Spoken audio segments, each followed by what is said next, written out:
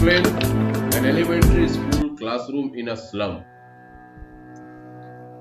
यह जो कविता है स्टीफन स्पेंडर के द्वारा लिखी गई है। An elementary school classroom in a slum, एक प्राथमिक विद्यालय के बारे में बताया गया है जहाँ की एक कक्षा है जो कि वहाँ पे स्लम मतलब गलियों में, गंदी गलियों में, छोटी गलियों में ऐसे स्कूलों के साथ क्या होता है इसके बारे में हमारे जो पोएट है स्टीफन स्पेंडर, उन्होंने इसे लिखने का प्रयास किया है। Stephen Spender was an English poet, वह एक इंग्लिश पोएट थे एंड एन एसेइस्ट, और एक निबंधकर्ता भी थे, एसेइस्ट भी थे। He left University College Oxford without taking a degree and went to Berlin in 1930.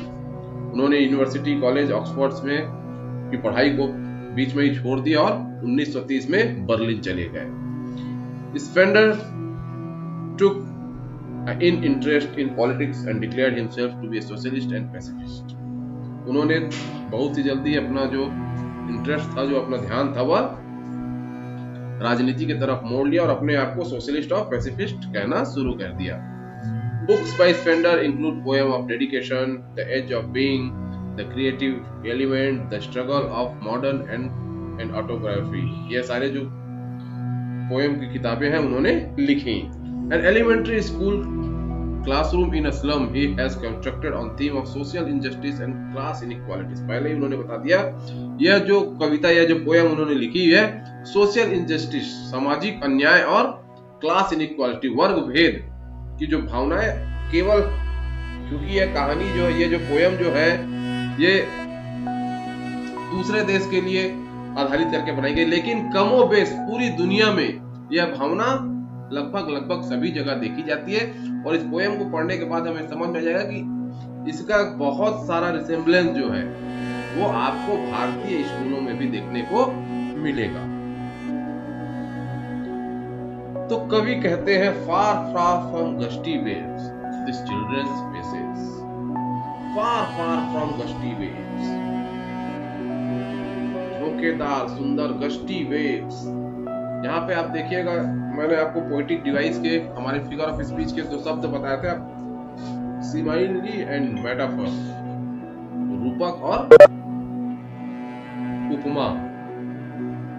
इनका बहुत ही बेहतरीन इस कविता में प्रयोग किया गया है। Far far from gusty waves, शानदार झोंकेदार हवाओं से बहुत ही दूर, मतलब उनको स्वस्थ, सुंदर और ताजी हवा का आभास भी नहीं है। Far far from gusty waves this children's faces, इन बच्चों के चेहरों को देखने के लिए वह कहते हैं, कैसे दिख रहे हैं, like rootless weeds, like rootless weeds. The use of simile has been done here, यहाँ पे सिमाइली का इस्तेमाल किया गया है, like rootless weeds. Rootless weeds का मतलब क्या है, ऐसे बीज जिन्हें जमीन से उखाड़ दिया गया है, उनका जड़ भी बनने नहीं दिया गया है, तो वह क्या हो जाते हैं, सूख के एकदम बिना रंग के। The hair torn round their pallor, the hair torn round their pallor, pallor मतलब पीलापन, उनका चेहरा एकदम पीलापन लिया हुआ है, सिर में कंघी भी नहीं हुई। हेयर टॉर्न राउंड मतलब उनकी बाल जो है वो एकदम अस्त व्यस्त है। इस प्रकार के उन बच्चों के चेहरे वहां पर देखने को मिलते हैं। और उसके बाद वह बताते हैं, the tall girl with her weighed down head, एक लंबी सी लड़की है जिसका सिर एकदम झुका हुआ है। क्या बताने का प्रयास कर रहे हैं यहाँ पर poet Stephen Spender? A tall girl, लड़की बड़ी लंबी सी है, परंतु उसका चेहरा किस चीज के कारण झुका हुआ है, उसकी गर्दन झुकी हुई है। वो अपने आप के ऊपर गरीबी का, कुपोषण का, जो अत्याचार का जो भाव अपने अंदर लिए बैठी है, उस वजन से उसका शरीर जो है वह झुकता जा रहा है। The paper seeming boy, the paper seeming boy, the use of metaphor, क्या शानदार मेटाफर यहाँ पर इस्तेमाल किया गया है। The paper seeming boy, एक बच्चा जो एकदम, उसको वहां पे कागज के पन्ने के समान बताया गया है। With rat's eyes, अब इसको आप कैसे समझने का प्रयास करेंगे, ये बड़ी ही शानदार, ये जो शब्द है बड़ा ही शानदार है। ये जो शब्दांश है ये बड़ा शानदार है। The phrase is very nice. With rats eyes, चूहों की तरह आंखों वाला। तो यहाँ पे चूहों की तरह आंखों वाले से जो उन्होंने मेटाफोर बना के उसके साथ उसकी जो तुलना की है, क्या है चूहे की आंखों में ऐसी क्या खासियत होती है? छोटी छोटी होती हैं और चूहों पलके नहीं।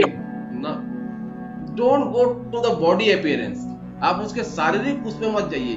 चूहों की आंखें the searching for food every time, 24 घंटे हर समय वह खाने के तलाश में रहते हैं, कहां क्या खाने को मिल जाए। कहते हैं दुनिया का सबसे भूखा प्राणी है चूहा।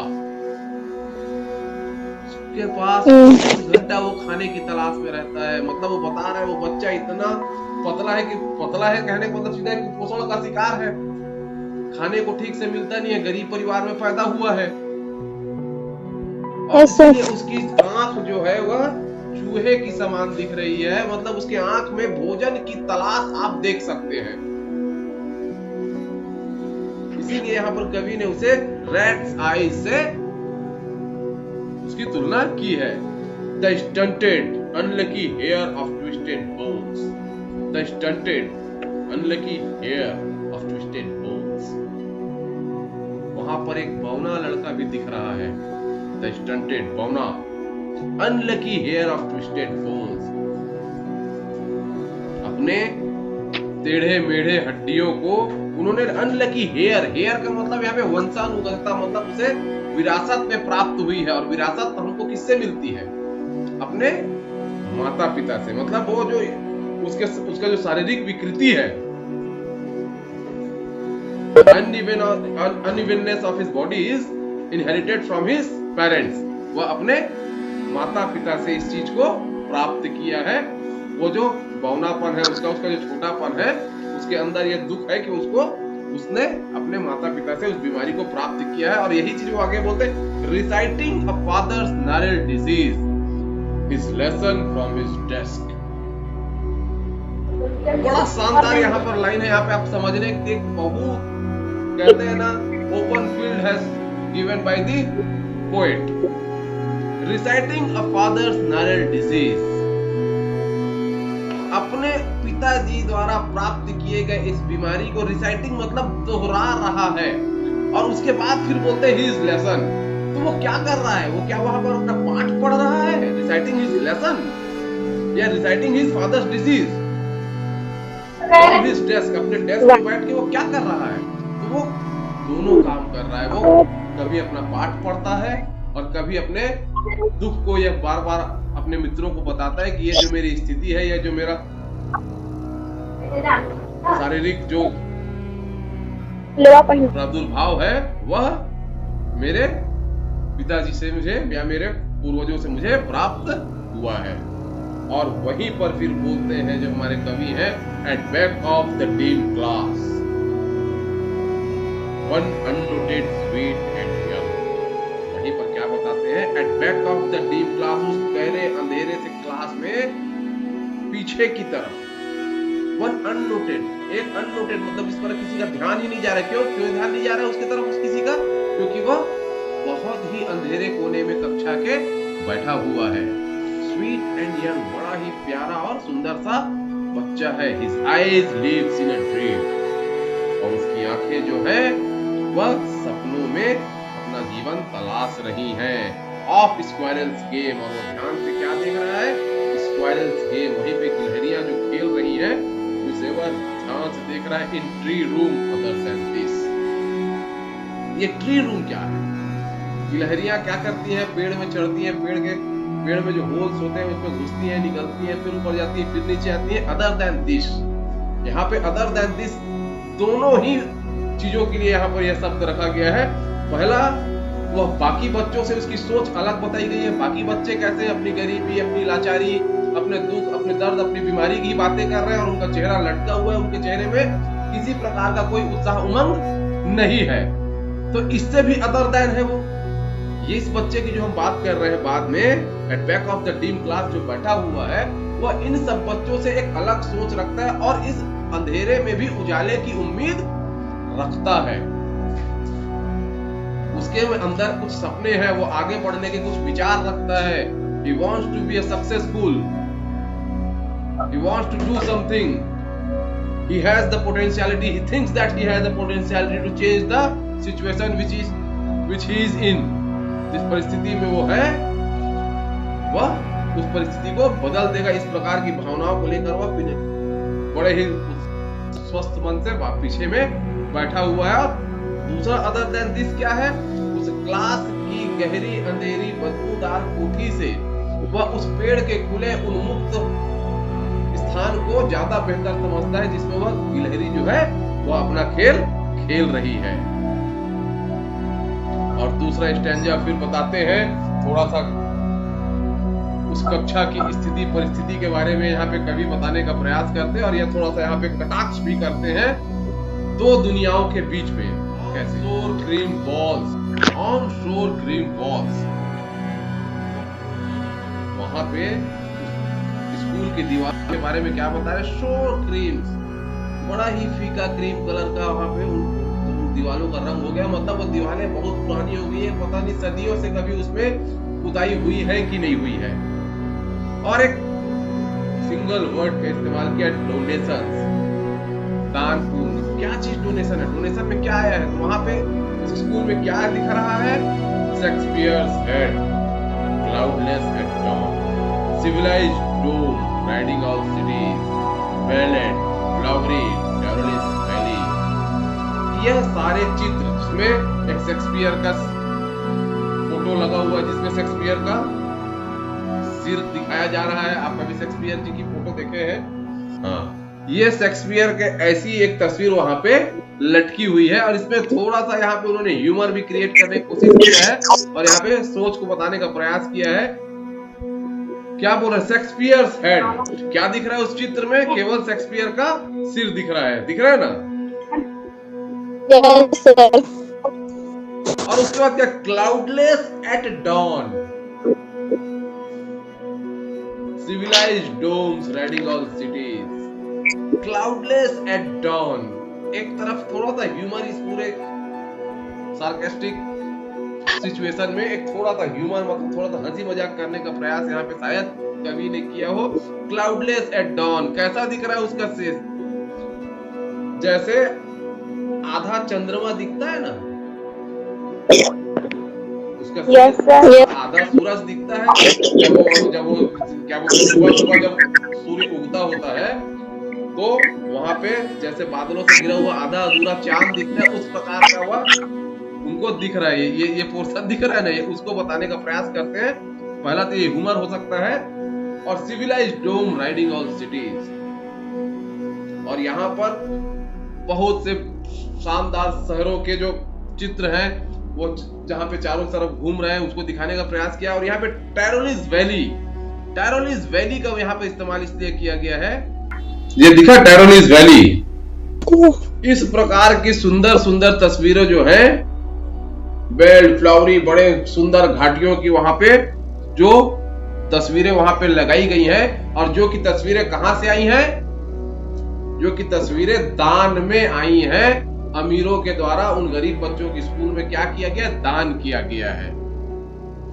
Open handed map awarding the world it's world. Open handed map, हाथ से बना हुआ एक नक्शा जो है, अवॉर्डिंग द वर्ल्ड, उनकी दुनिया से इनकी दुनिया में। मतलब यहाँ पे दो दुनियाओं का उल्लेख किया गया है। उनकी दुनिया से इनकी दुनिया में क्या किया जा रहा है? उपहार स्वरूप प्रदान किया जा रहा है। अमीरों के द्वारा गरीबों को यह चीजें प्रदान की जा रही हैं। और यह एक तरफ उनके लिए क्या है? खुशी की बात होनी चाहिए, या दुख की बात होनी चाहिए, सोचने का विषय है। फिर बोलते हैं एंड येट, लेकिन फिर भी इतनी सारी चीजें वहां पे उनके स्कूलों में, उनके कक्षा में बैनर पोस्टर के रूप में वहां पे लगा दी गई हैं। And yet for these children, these windows, not this map, their world where all their futures painted. लेकिन उन बच्चों के लिए फिर भी फॉर दीज चिल्ड्रन, उन बच्चों के लिए, दीज विंडोज, वो जो उनके स्कूल की खिड़कियां हैं, not this map their world, उनकी दुनिया क्या है? वही छोटा सा कमरा, वही अंधेरा रूम, ये उनकी दुनिया है। और वो जो उनके लिए है, वो जो उनको दिखाया जा रहा है यहाँ पे, शेक्सपियर की जो फोटो है, शेक्सपियर की फोटो क्या बताई जा रही है? शेक्सपियर एक लिटरेचर के बहुत बड़े नाम है। It shows the symbol of education, highly educated person. यहां पर वो जो शहरों के जो फोटो है जिसमें गाड़ियां फर्राटेदार घूम रही हैं, बड़े बड़े सिविलाइज्ड डोम्स मतलब बड़े बड़े बिल्डिंग्स, बड़ी बड़ी खूब बड़े बड़े गुंबद दिख रहे हैं। राइडिंग ऑल सिटीज, पूरे शहर में देखे होंगे फोटो, मतलब शहर के जो चित्र है उसमें गाड़ियां फर्राटेदार घूमती हुई दिख रही हैं। वहीं पे एक टेरोनिस वैल्यू का फोटो दे दिया जहां पे वाह क्या झरने हैं, क्या पहाड़ है, ये सारी चीजें उनको दिखाया जा रहा है। लेकिन वो बच्चे कभी उन चीजों को देखें? उनके लिए हाई एजुकेशन का कोई मतलब है? नहीं।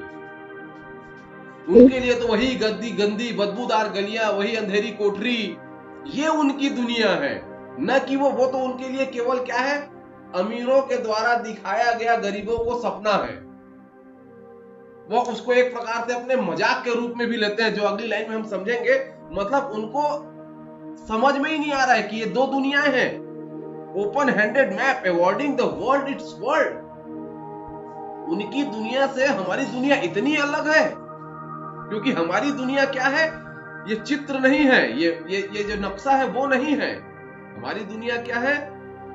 ये छोटी सी खिड़की, छोटा सा कमरा, where all their futures painted with fog, जहां पे उनका पूरा जो भविष्य है वह एक धुएं धुंधले सा समान दिखता है। उनके भविष्य की कोई कल्पना ही नहीं। Narrow street sealed in with a lead sky. अब क्या बताते हैं? A narrow street sealed in with a lead sky, एक छोटी पतली सी गली। अभी तो उन्होंने दुनिया देख लिया चित्र के माध्यम से, अब वो अपनी स्थिति बता रहे हैं, उन बच्चों की स्थिति कभी बताने का प्रयास कर रहे हैं। एक छोटी सी गली जिसे चारों तरफ से बंद कर दिया गया है, far far from rivers, capes and stars of words. Far far, नदियों से, घाटियों से, सितारों से, इन सब से बहुत दूर। फार फार, ये सब उनके किस्मत में है ही नहीं। वो तो बस एक बंद गली, छोटी सी गली में, छोटे से घर में, छोटे से कमरे में, चारों तरफ से जहां से ना आने का रास्ता ना जाने का रास्ता, ऐसे जगह में रहते हैं। उनके लिए इन सब चीजों का क्या महत्व? और उसके बाद फिर कवि यहाँ पर बड़ी ही शानदार तरीके से उनके मन की बात बताने का प्रयास करते हैं। Surely Shakespeare is wicket, the map a bad example. कवि यहाँ पर शेक्सपियर को विकेट कहते हैं, बुरा व्यक्ति कहते हैं। क्यों भाई? Shakespeare the king of literature, साहित्य के राजा, उन्हें कवि बुरा व्यक्ति कहते हैं। The map a bad example, और इस जो नक्शा है उसको एक बहुत ही खराब उदाहरण कहते हैं। क्यों ऐसा कहते हैं? क्यों? With ships and sun and love, क्योंकि इनमें जो सूर्य दिख रहा है, जो प्यार दिख रहा है, और इसमें इनमें जितनी चीजें नजर आ रही हैं, टेम्पटिंग देम टू स्टील, वह उन बच्चों को क्या कर रही है? प्रेरित कर रही है कि वह उन्हें चुरा लें। बड़ी गहरी लाइन है ये। These all things are forcing the child to go towards the crime. क्योंकि जो वह बच्चे वो चित्र में जो चीजें देख रहे हैं, जो दुनिया उस चित्र में देख रहे हैं, वो तो उनके पास है नहीं। तो अब उनके अंदर क्या भाव आएगा कि हम ऐसे तो इसे प्राप्त नहीं कर पा रहे हैं, तो क्यों ना हम कोई क्राइम करें और पैसे कमाएं और उस दुनिया को प्राप्त करने का प्रयास करें। ये भावनाएं उनके अंदर जाग रही हैं। टेम्पटिंग देम टू स्टील, जाके मैं उसे चुरा लूं, छीन लूं, इस दुनिया से उसे झपट लूं। For lives that slowly turn in their crammed holes, from fog to endless night. क्यों? क्योंकि उनकी जिंदगी तो क्या है, बड़ी ही मक्कारी के तौर पे crammed holes, they are turned in their crammed holes. उनका जीवन तो कहाँ crammed holes, यहाँ पे फिर एक मेटाफोर का इस्तेमाल किया गया, crammed holes, चूहे का बिल, सकरी गली है, सकरा छेद। क्यों? क्योंकि वो कहाँ जी रहे हैं, कहाँ रहते हैं? सकरी गलियों में, छोटे छोटे से घरों में। उनके घरों को, उनके रहने के स्थान को उन्होंने क्रैम्ड होल्स की उपमा दी है। It's an metaphor. वो तो वहां रहते हैं जिन्हें यहाँ पे बहुत शानदार सब लिव्स दैट्स लिली टर्न, और वो वहां पे रहते हैं। उसका कारण क्या है? यहाँ पे सामाजिक व्यवस्था और प्रशासनिक व्यवस्था के ऊपर सीधा सीधा क्या किया गया है? कटाक्ष किया गया है। इट्स एन सटायर कि भाई ये हमारे सामाजिक लोगों की ही देन है कि आज ये बच्चे इन बुरी परिस्थितियों में रह रहे हैं।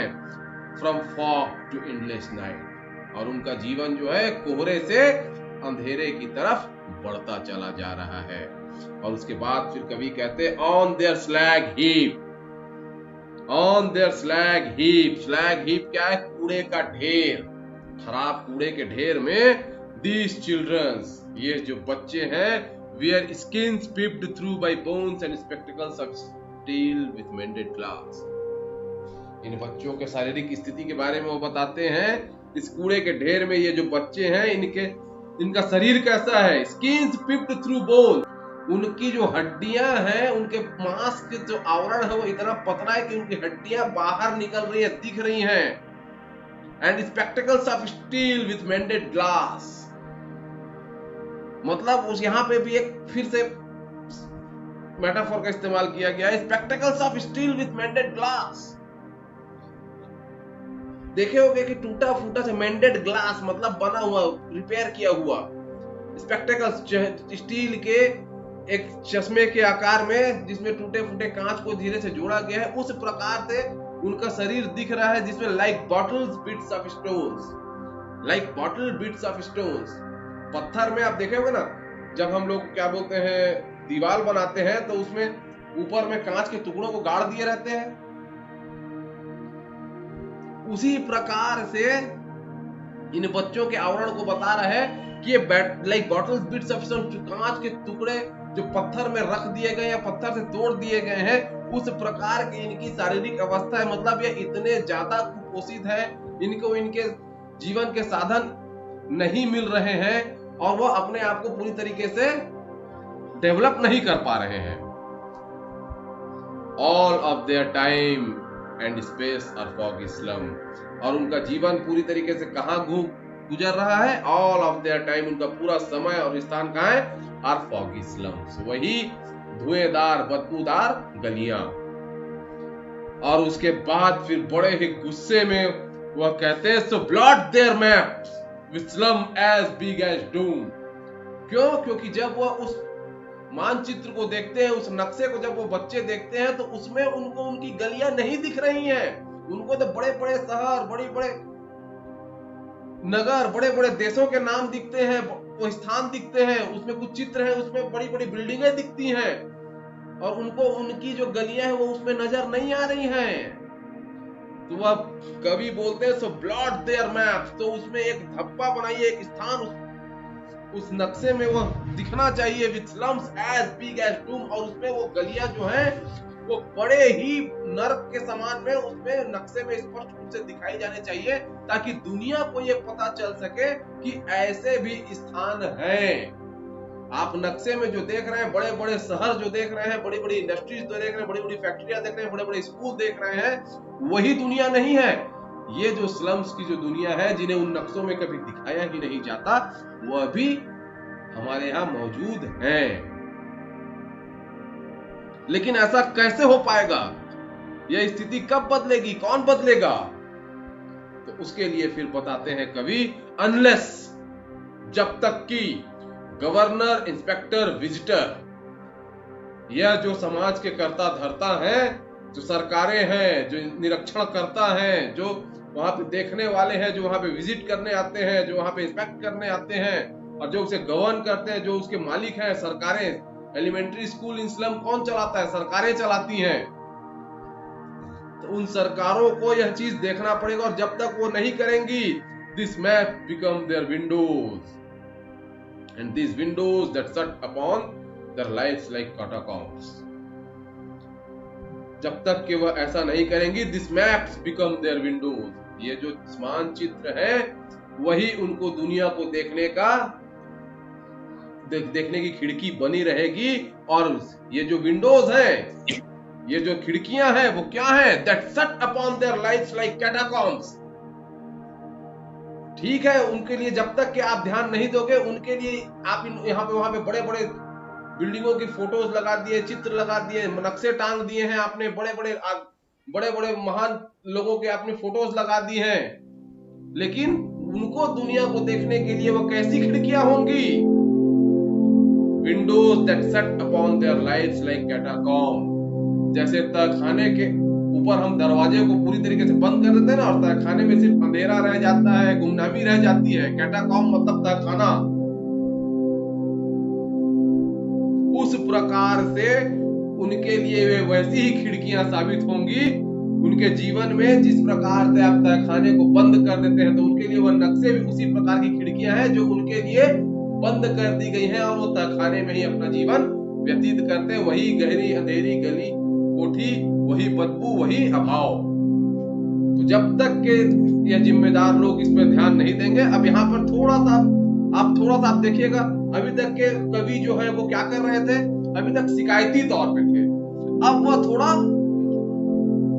होप में आ रहे हैं, थोड़ा सा पेसिमिज्म से वो ऑप्टिमिज्म की तरफ जा रहे हैं, निराशावाद से आशावाद की तरफ जा रहे हैं। मतलब ऐसा नहीं है कि ये सदा दिन रहेगा, लेकिन अगर जिम्मेदार लोग, उन्होंने अपनी आशा व्यक्त की है, अगर वे जिम्मेदार लोग इस पर ध्यान देना शुरू करें तो आशाएं अभी भी बची हुई हैं। और इसीलिए वह फिर अपने, देखिए यहाँ पे एक बोल्ड लेटर में कहते हैं ब्रेक और ब्रेक। अरे इन चीजों को तोड़िए, इन मान्यताओं को, इन धारणाओं को, इन जो वर्ग भेद की नीतियां हैं, या जो हमारे पास जो क्लास डिस्क्रिमिनेशन हमने पैदा कर दिया है, जो वर्ग विभेद जो हमने पैदा कर दिया है, उसे अब पूरी तरीके से खत्म किया जाना चाहिए। Till they break the town. और यहाँ पे एक चेतावनी भी उन्होंने दी है कि अगर आप ऐसा नहीं करेंगे तो दे ब्रेक द टाउन।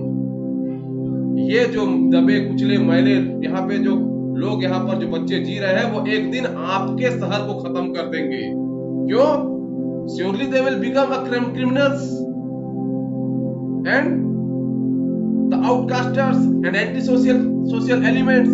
असामाजिक तत्व बनेंगे, अपराध करेंगे और आपके सुखी जीवन को समाप्त कर देंगे। तो उससे पहले आप इनके लिए इन सारे बंधनों को, जिनमें ये जकड़े हुए हैं, इन गलियों की स्थितियों को, इनके जो पोषण की व्यवस्था को, इनको आप अभी कर दीजिए, वरना ये आपको एक दिन खुद समाप्त कर देंगे।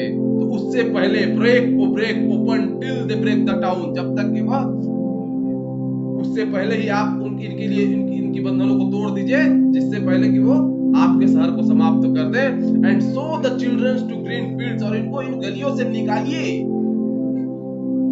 और इन्हें भी बाहर की green fields, Hari, and make their world, और इनकी दुनिया को भी run Azure on gold Sands. Azure मतलब नीला, गोल्ड सैंड मतलब सुनहरी जो रेत है। सुनहरी रेत कहाँ पे होती है? समुद्र के किनारे। समुद्र के किनारे लेके जाइए, इनको भी दुनिया दिखाइए कि इनकी भी दुनिया इतनी सुंदर है। इनको भी हरी वादियां दिखाइए। And let their tongues run naked into books. और उनको भी पढ़ने का, अच्छी पढ़ाई का मौका दीजिए। Let their tongues run naked into books. खुले तौर पे, निर्बाध तौर पे, बिना रोक टोक के उन्हें भी पुस्तकों को पढ़ने का, उनको भी ज्ञान प्राप्त करने का मौका दीजिए। The white and green leaves open history, their whose language is the sun। क्यों? क्योंकि इनको भी आप ये मौका नहीं दीजिए, क्योंकि इनके भी अंदर एक सूर्य की उष्मा है, सूर्य का ताप है। Language is the sun, theirs whose language is the sun। इनके अंदर भी वह गर्मी है, और यह भी आपके इतिहास को बदल सकते हैं। तो अपने इतिहास को इनके सामने खोलिए। इन्हें भी व्हाइट एंड ग्रीन लीव्स की तरह, इनको भी सूखे सफेद और हरे पत्तों की तरह इनको भी खुलने दीजिए, इनको भी दुनिया के सामने जाने दीजिए, ताकि ये भी आपके लिए एक समाज के आगे बढ़ने वाले लोगों के रूप में साबित हो सके, आपके सहायक हो सके, न कि यह एक क्रिमिनल बन के आपके विरोधी बन जाए और आपको समाप्त करने के लिए बोल जाए। तो यह सब काम किसका है? तो ये उन्होंने कहा है कि ये जो लोग हैं, जो जिम्मेदार लोग हैं, उनकी ये जिम्मेदारी है कि इन सारी चीजों को वो रोके, इन सारी समस्याओं को वो खत्म करें और इन बच्चों को भी मुख्य धारा में ले जाके एक अच्छा जीवन जीने का हर बच्चे का अधिकार है, उसे वह प्रदान करें। So that is all with your an elementary school, a classroom in a slum। तो आई बात समझ में